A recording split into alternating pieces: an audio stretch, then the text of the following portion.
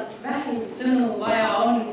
Aga minu jaoks algas just see nädal, nüüd lõppemas, ühe võrratu mõttega 9. klassi tüdrukult, kes pani tõesti mõtlema, öeldes, et noorus on tunne. Ja minu arvates see, mis praegu siin põrandal toimus, oli selle parimaks tõestuseks. Noorus on tunne ja see tunne tuleb endas üles leida.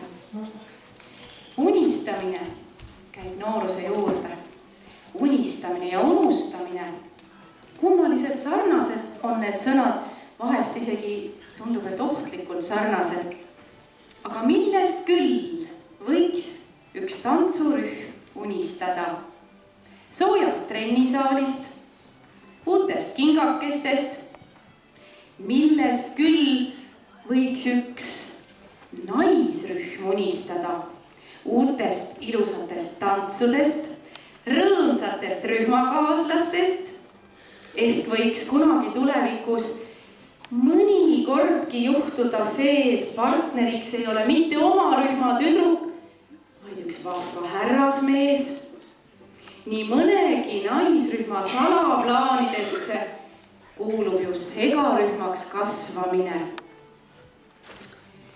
Nii et need salaplaanid teinekord...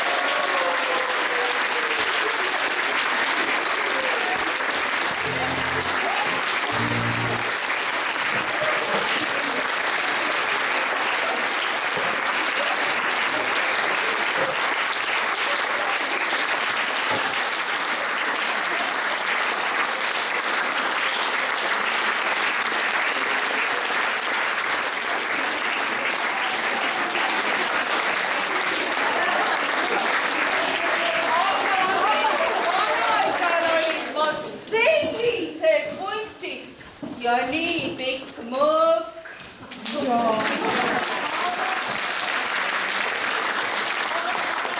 Aga kuna me oleme nii suures vähemuses, siis on meil nagu eelisõiguseks tuleb pruute valida. Ja siis nagu vanasti käis siis sedasi, et maasiti nagu šokolaadiga või?